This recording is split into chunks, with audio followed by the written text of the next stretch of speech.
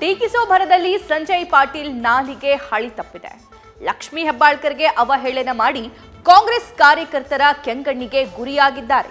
ಸಚಿವೆ ಒಂದು ಪೆಗ್ ಹೆಚ್ಚಿಗೆ ಹಾಕ್ತಾರೆ ಎಂದು ಮಾಜಿ ಶಾಸಕರ ಹೇಳಿಕೆ ವಿರುದ್ಧ ನಿಗಿ ಕೆಂಡವಾಗಿರೋ ಬೆಂಬಲಿಗರು ಪ್ರತಿಭಟನೆ ಮೂಲಕ ಆಕ್ರೋಶ ಹೊರಹಾಕಿದ್ರೆ, ನಾನವರಿಗೆ ಆ ರೀತಿ ಹೇಳೇ ಇಲ್ಲ ಅಂತ ಪಾಟೀಲ್ ಉಲ್ಟಾ ಹೊಡೆದಿದ್ದಾರೆ.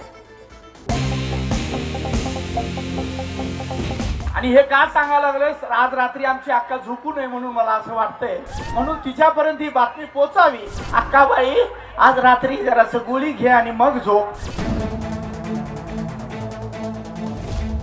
ಇವತ್ತು ನನ್ನ ಲಿಂಗಾಯತ ಸಮಾಜಕ್ಕೆ ಮಾಡಿದಂತ ಒಂದು ಅವಮರ್ಯಾದೆ ಈ ಸಂಜಯ್ ಪಾಟೀಲ್ರು ಮತ್ತು ಬಿಜೆಪಿಯವರು ಅಂತ ಹೇಳಿ ಇಡೀ ಮಹಿಳಾ ಕುಲ ಚೀತು ಅಂತ ಇದೆ.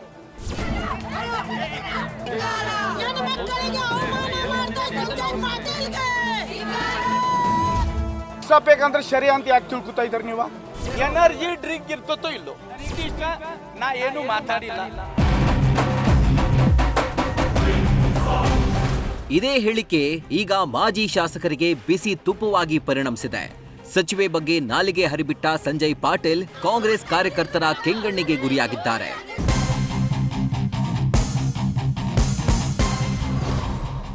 ಒಂದು ಪೆಗ್ ಹೆಚ್ಚಿಗೆ ಹಾಕ್ತಾರೆ ಹೇಳಿಕೆ ಖಂಡಿಸಿ ಪ್ರತಿಭಟನೆ.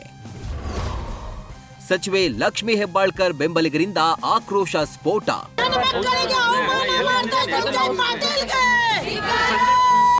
ನಿನ್ನೆ ನಡೆದ ಬಿಜೆಪಿ ಕಾರ್ಯಕರ್ತರ ಸಭೆಯಲ್ಲಿ ಸಚಿವೆ ಲಕ್ಷ್ಮೀ ಹೆಬ್ಬಾಳ್ಕರ್ನ ಟೀಕಿಸೋ ಭರದಲ್ಲಿ ಸಂಜಯ್ ಪಾಟೀಲ್ ಸಚಿವೆ ಇವತ್ತು ಒಂದು ಪೆಗ್ ಹೆಚ್ಚಿಗೆ ಹಾಕ್ತಾರೆ ಅಂತ ವಿವಾದಾತ್ಮಕ ಹೇಳಿಕೆ ನೀಡಿದ್ರು.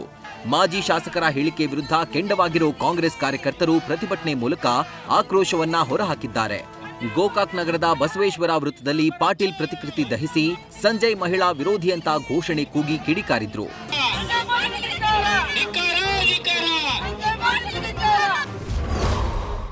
ನನಗೆ ಅಲ್ಲ, ಇಡೀ ಸ್ತ್ರೀ ಕುಲಕ್ಕೆ ಮಾಡಿದ ಅವಮಾನ.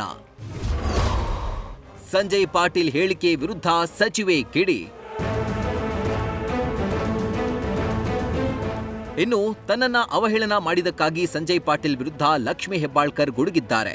ನಾಲಿಗೆ ಮೇಲೆ ಹಿಡಿತಾ ಇರಬೇಕು, ಇದು ನನಗೆ ಮಾಡಿದ ಅವಮಾನವಲ್ಲ, ಇಡೀ ಸ್ತ್ರೀ ಕುಲಕ್ಕೆ ಮಾಡಿದ ಅಪಮಾನ ಅಂತ ಕಿಡಿಕಾರಿದ್ದಾರೆ.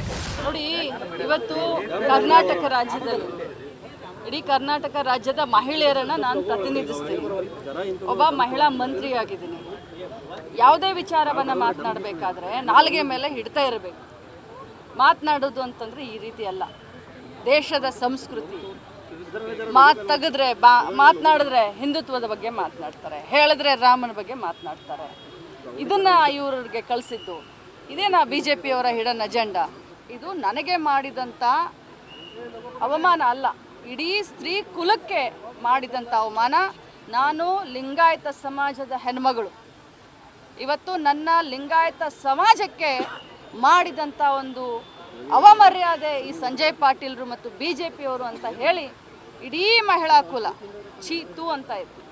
ರಾಜ್ಯದ ಎಲ್ಲ ಮಹಿಳೆಯರಿಗೆ ನಾನು ಕರೆ ಕೊಡ್ತೀನಿ, ಅವ್ರಿಗೆ ಧಿಕ್ಕರಿಸಿ ಅಂತ ಹೇಳಿ ನಾನು ಕರೆ ಕೊಡ್ತೀನಿ.